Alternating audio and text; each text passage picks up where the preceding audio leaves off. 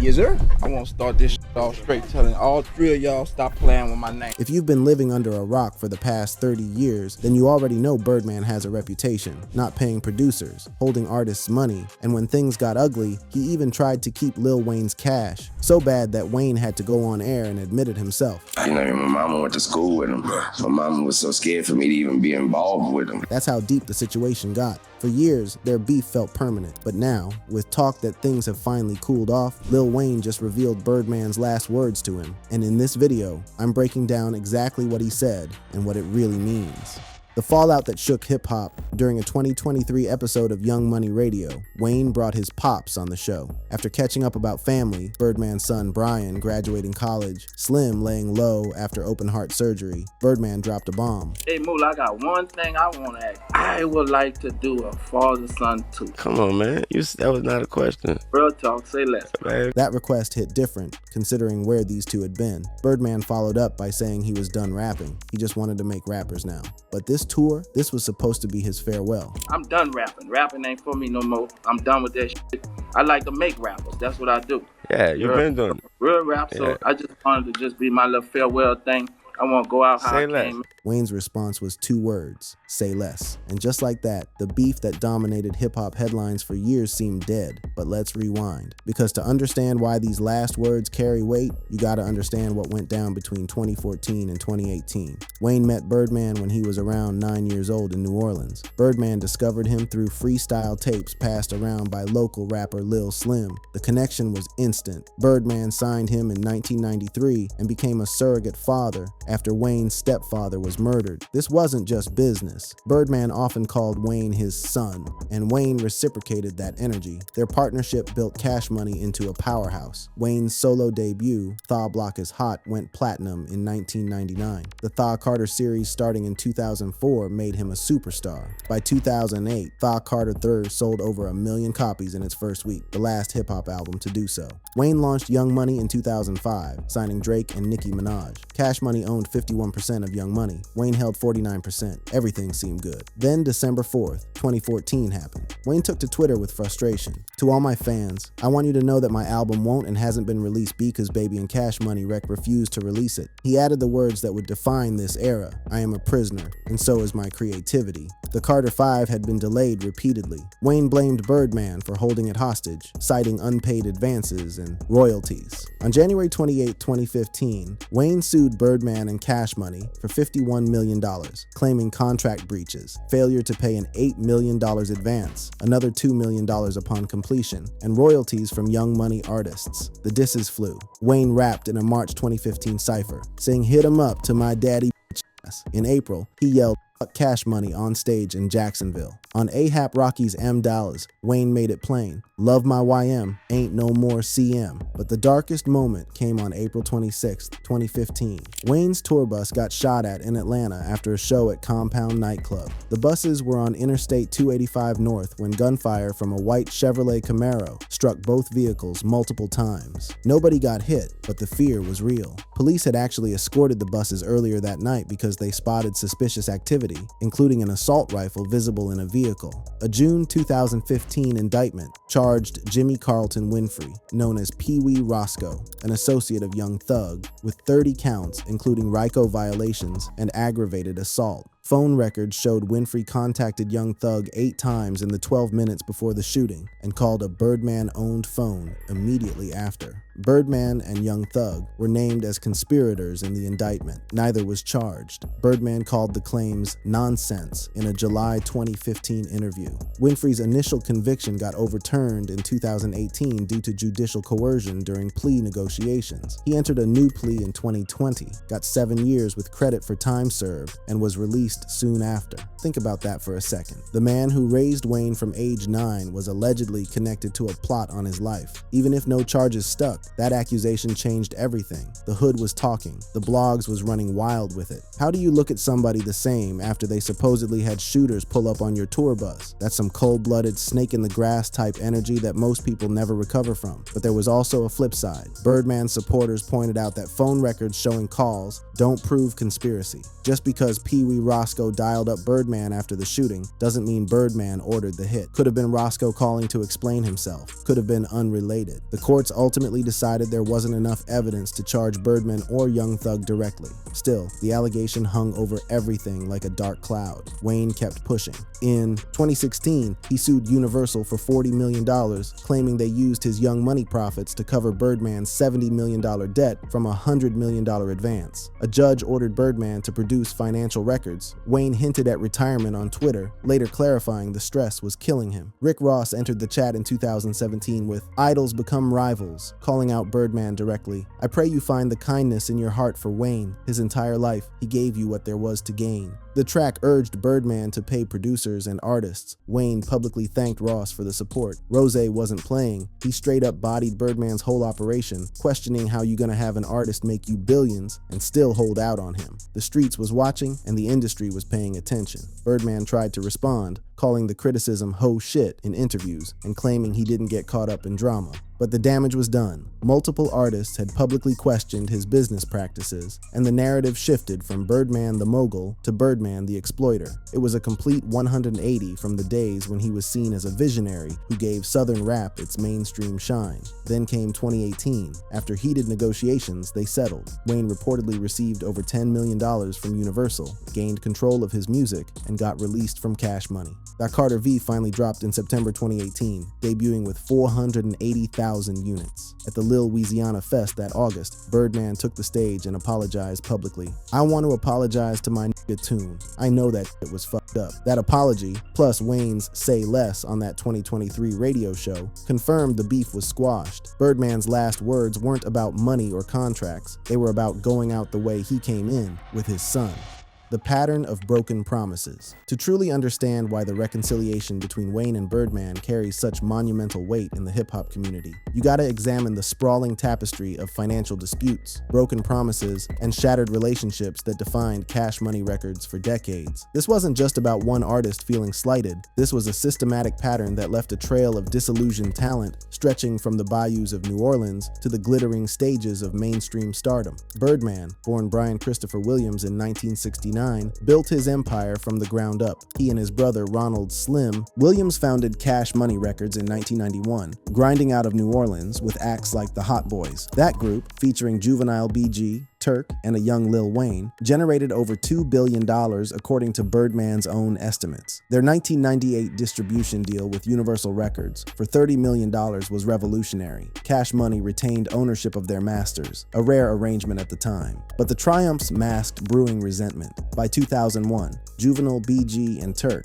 had all departed Cash Money amid allegations of unpaid royalties and shady accounting. Juvenile claimed he discovered through his lawyer that he wouldn't receive royalty checks for years due to poorly handled contracts and filings. He attributed it to the label's young, inexperienced team using a criminal lawyer for entertainment deals. The Hot Boys fractured, and what was once a brotherhood became a cautionary tale about mixing friendship with business. Manny Fresh, the legendary producer whose bouncy, brass-heavy beats literally defined the Cash Money sound, left in 2005 amid his own financial disputes. The man who crafted classics like Back That Ass Up and Still Fly claimed he was shortchanged on production payments and credits. He sued the label, settling in mid-2006 for an undisclosed sum. In interviews, Manny described the environment as one dominated by homeboy business, where personal relationships interfered with professional dealings. The grievances multiplied exponentially over the years. Turk sued for $1.3 million in 2015,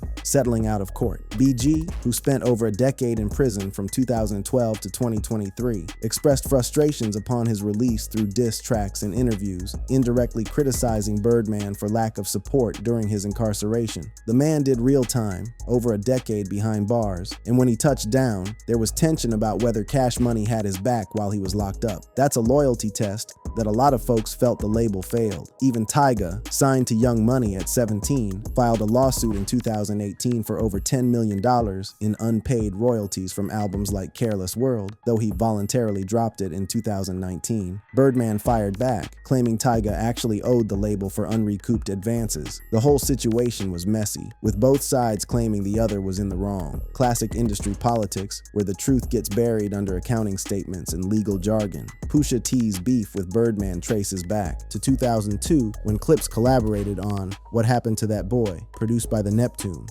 Persistent rumors claim Birdman shortchanged the Neptunes on payments, prompting Pharrell Williams to sever ties with Cash Money entirely. That single financial slight sparked decades of animosity. Pusha took it personal because Pharrell was his guy, and you don't mess with people's bread like that. This financial beef ignited years of shots that exploded into public disses, including Pusha T's 2012 track Exodus 23:1, where he spit, "Contract all f***ed up. I guess that means you all f***ed up. You signed to one N, A that's signed to another N, A that's signed to 3N, as, now that's bad luck." That was a direct shot at Cash Money's layered contract structures. More recently, his 2025 feature on Damage Control saw him mock Birdman as a cock-a-doodle-doo. Still throwing jabs after all these years. The beef between Pusha and Cash Money is one of hip-hop's longest-running rivalries, and it all traces back to one unpaid beat. Gilly the Kid's situation added another layer of controversy. The Philadelphia rapper signed with Cash Money in the early 2000s, but departed in 2003 amid disputes over compensation and contract terms. His most incendiary allegation, claiming he ghostwrote lyrics for Lil Wayne and other Cash Money artists, a charge Birdman and Wayne have consistently denied. Gilly went on street DVDs and exposed what he saw as the label's fraudulent practices, claiming he lent jewelry to Wayne for videos and never got compensated properly.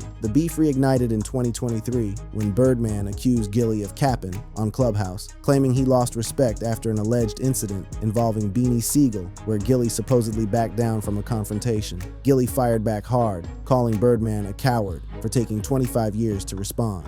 He pointed out that he'd been saying the same stuff about Cash Money for decades without any pushback, and now suddenly, Birdman wants to address it. The timing felt convenient, like Birdman was trying to control a narrative that had already escaped him. Even NBA Youngboy, whom Birdman championed as the next generational superstar, aired grievances. Birdman had been rocking with Youngboy since the kid was 16, calling him the biggest rapper and predicting he'd become a billion-dollar N.A. But in June 2024, Youngboy released Tears of War, accusing Birdman of lacking genuine love and support. The track included lyrics about betrayal and broken promises, references to Birdman turning his back when Youngboy needed him most. The situation was complicated by Lil Wayne's earlier warning. In 2020, Wayne told Youngboy to watch out for old head, a clear reference to Birdman. Youngboy apparently didn't listen, and when things soured, he expressed regret about ignoring the advice. Still, by October 2025, they appeared to have reconciled, with Birdman joining Youngboy's tour and shouting him out during the Cash Money versus No Limit Versus battle. It was a reminder that in hip-hop, yesterday's enemy can be tomorrow's collaborator. This extensive pattern of disputes, spanning multiple generations of artists and producers, paints a troubling portrait of how Cash Money operated. Whether it was Juvenile's early departure, Manny Fresh's production disputes, Lil Wayne's $51 million lawsuit, or the various claims from Tyga, Pusha T,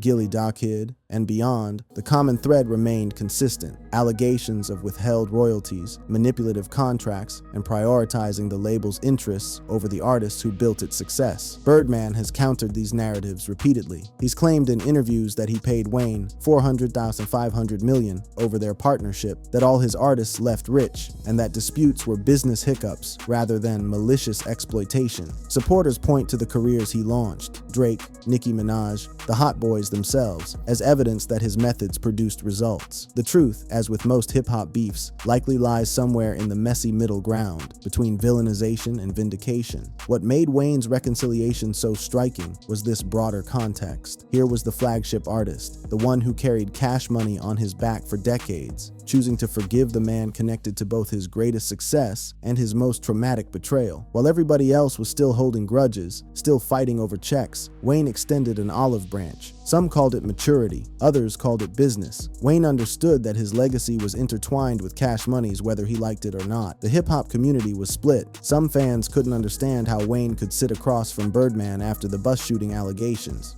How do you break bread with somebody who might have wanted you dead? Others argued that's exactly what growth looks like. like, recognizing that holding on to anger only hurts yourself. Birdman wasn't going to jail. The lawsuits were settled. At some point, you gotta decide whether you're gonna stay bitter or move forward. When Birdman asked for that father-son tour on Young Money Radio, his last words before retiring from rapping, it represented something deeper than a business deal. It was an acknowledgement that some bonds transcend lawsuits and accusations. Whether you view Birdman as a villain or a misunderstood mogul, he built something with Wayne that neither of them could replicate with anyone else. The complicated legacy of Cash Money, the final component of understanding Birdman's last words, lies in examining the intricate, often contradictory legacy of Cash Money Records and the father-son dynamic that defined its most profitable era. This relationship between Birdman and Lil Wayne transcended typical label artist arrangements. It was simultaneously familial, business, and deeply dysfunctional, embodying all the complexities of hip-hop's struggle with loyalty, money, and respect. When Birdman sat down with Wendy Williams in 2018, he offered a rare glimpse into his emotional landscape. Asked about Wayne, he was characteristically guarded but revealing. It's a lot of moving parts with me and Wayne, and it's important to me that I fix that. I will fix that, and one day, I brought him in the game before his biological still living. I was a father for him before he could even do things for himself. I did it for him. That acknowledgement, "I was a father for him," illuminates the peculiar emotional terrain of their relationship. This wasn't merely a CEO protecting a valuable asset. Birdman genuinely viewed Wayne as his son, and that paternal attachment made the subsequent betrayal allegations all the more devastating for both parties. The 2016 Breakfast Club incident crystallized Birdman's approach to criticism. When Charlamagne Tha God and the hosts had been discussing Cash Money's controversies, Birdman pulled up to the studio with an ultimatum. Yes, sir. I want to start this shit off straight, telling all three of y'all stop playing with my name. Go on there, let's go. Stop playing with my name. Let's do it on camera. Stop playing with my name. Let's go right on in. When my name come up, respect it. Let's go. That phrase, "put some respect on my name," became a cultural touchstone, memed and referenced across the internet. But beneath the bravado was a man who felt his legacy was under attack. The Breakfast Club confrontation wasn't about journalism, it was about honor. What's happening, man? I wanted to see you. I wanted to talk to you, your man, in your face. Absolutely. You understand me? I knew a few places you was at. I could have pulled up, but I don't think that was gangster. I wanted to come look you in your face like a man and tell you how I feel. Okay. You understand me? Straight up like a man. So what's the issue? No sugar. Ain't no issue. This tension between street credibility and corporate mogul status defined Birdman's public persona throughout the Wayne feud. In his follow-up interview with Hot 97, Birdman attempted to contextualize the Breakfast Club incident while addressing the Wayne situation. I think for a few years he been just slandering my name, just playing with my name and not respecting me. To me as a man, it was deeper than music to me. So I just wanted to go up there and see what's happening, man. Put some respect on my name, straight up. When the conversation shifted to Wayne, Birdman's tone transformed from aggressive to almost pleading. If you know me, I always gave Wayne any and everything he ever wanted, man. When I think there's a lot of misunderstanding, and me and him talk, but you best believe that situation gonna work itself out, bro. I'm not gonna continue to be a part of hip hop without, even if he with me or not. You understand me? And I always wanted to be a part of my son's life, any kind of way possible. That's important to me because I'm a family man, and I'm not gonna let this music and this money ever interfere with how I feel about my son. I love him, and we're gonna figure it out.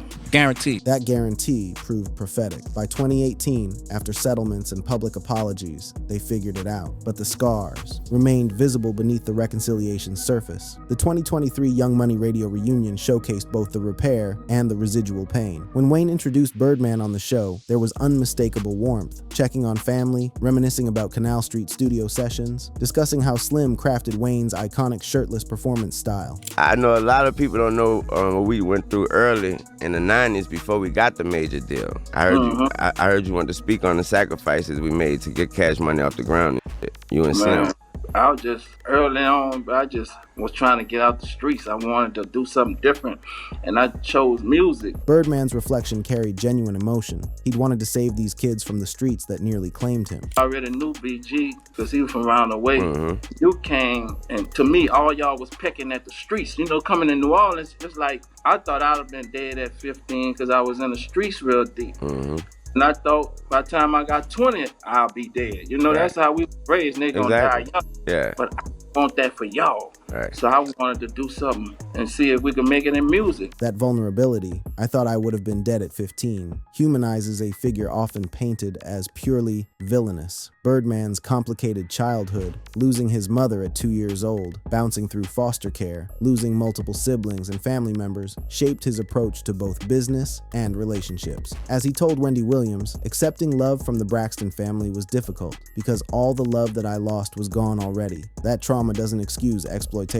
It doesn't justify allegedly withholding millions from artists who made you rich, but it provides context for a man who built walls around his heart and confused control with protection. When you grow up thinking you're gonna die young, survival becomes everything. And sometimes survival means holding on to power at all costs, even when it means squeezing the people closest to you. The streets Birdman came from don't play. New Orleans in the 80s and 90s was a war zone. The murder rate was astronomical. Kids were catching bodies before they could drive. Against that backdrop, Birdman's obsession with loyalty and respect makes more sense. He wasn't just building a record label, he was building a family to replace the one he lost. The problem is, business and family don't always mix. What feels like tough love to one person feels like betrayal to another. The broader implications of Birdman's last words, that father-son tour request, extend beyond personal reconciliation. They represent hip-hop's perpetual struggle with its own legacy. Cash Money Records, for all its controversies, undeniably shaped Southern hip-hop's commercial dominance. The label pioneered independent distribution deals, championed regional sounds on national stages, and launched careers that defined multiple generations. Yet that success came at a cost borne disproportionately by the talent. When Wayne recalled on Young Money Radio how they learned to count bars differently than traditional engineers, how Slim and Fresh stayed on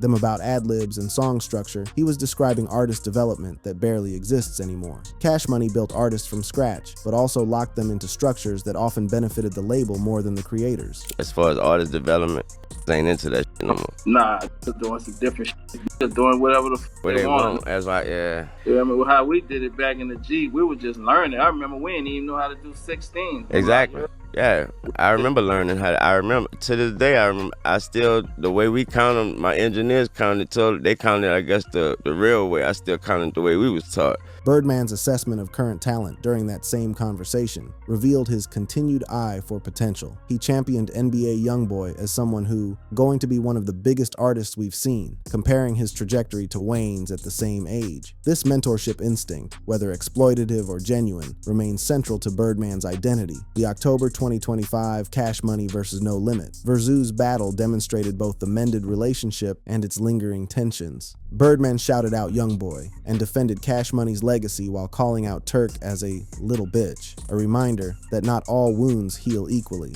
Wayne's absence from that event due to health issues sparked speculation, though BG confirmed on The Breakfast Club it was legitimate illness, not renewed beef. What Birdman's last words ultimately represent is a man facing his mortality and legacy simultaneously. The request for a father-son farewell tour wasn't about commerce, it was about closure. After everything, the lawsuits, the shooting allegations, the years of estrangement, Birdman wanted his final act in hip-hop to be alongside the son who made him a billionaire. Wayne's say less acceptance wasn't just forgiveness, it was acknowledgement that some relationships defy easy categorization. You can resent someone for business betrayals while still loving them as family. You can sue someone for $51 million and still perform at their anniversary celebration. Hip-hop, like family, is complicated. That's real life right there. Messy, contradictory, and impossible to reduce to simple narratives of good and evil. The culture often demands that we pick sides. You're either rocking with somebody or you're against them. But Wayne showed that it's possible to hold multiple truths at once. Birdman wronged him financially. Facts. Birdman was connected to some shady stuff. Also facts. But Birdman also raised him, believed in him when he was just a hungry kid from Hollygrove with nothing but talent and dreams. Those things can all be true simultaneously. For the younger generation watching, there's a lesson here. The music industry will test every relationship you have. Contracts get messy, money changes people, allegations fly, but at the end of the day, you gotta decide what matters most to you. Wayne decided that his relationship with Birdman, whatever it had become, was worth preserving, not because he forgot what happened, but because he chose not to let it define his future. The last words between Birdman and Lil Wayne weren't dramatic accusations or tearful confessions. They weren't beefs bars or legal threats. They were simply an old man asking his son to go on one more ride together, and that son saying yes. In an industry built on beef and betrayal, that might be the most revolutionary statement of all.